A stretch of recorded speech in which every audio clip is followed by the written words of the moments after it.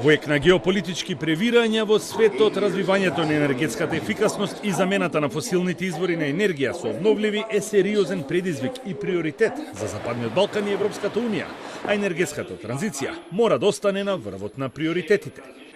Ова е заклучокот од првиот ден на Македонскиот енергетски форум кој се одржува во Скопје и е посветен на енергетската транзиција и одржливиот развој на Западен Балкан. Никој нема монопол на сонцето, водата и ветрот, нагласи Франциско Лакамера, председател на Меѓународната енергетска агенција ИРЕНА. До 2030 година Европската Унија и Западниот Балкан мора да стигнат до нивото од 11,3 теравати енергија од обновливи извори, а транзицијата ќе чини околу 1,3 трилиони американски долари годишно.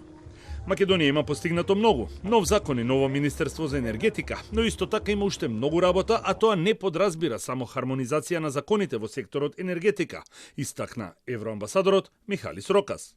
Северна Македонија се уште треба да финализира и да усвои клучни процедури од законодавството, вклучувајќи го законот за обновливи извори на енергија, амандмани кон законот за енергетска ефикасност и за климатска акција. И секако пакетот за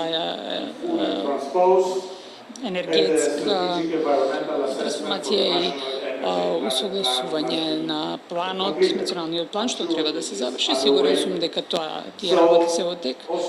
Интерконекција со соседните држави, нови капацитети со обновливи извори на енергија и годишно најмалку 3% од јавните институции кои треба да се реновираат и да бидат енергетски ефикасни, се само дел од плановите на Министерството за енергетика.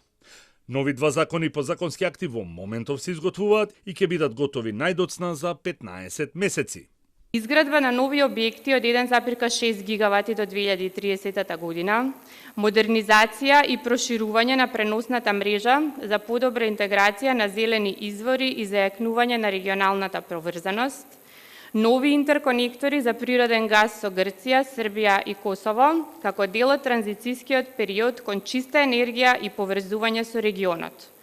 За прв пат воведуваме и проекти за складирање на енергија, развој на зелени хидрогенски капацитети кои ќе бидат клучни за флексибилноста на системот. На форумот присуствуваат голем број на гости од регионот, представници на енергетскиот сектор и министри од соседните држави.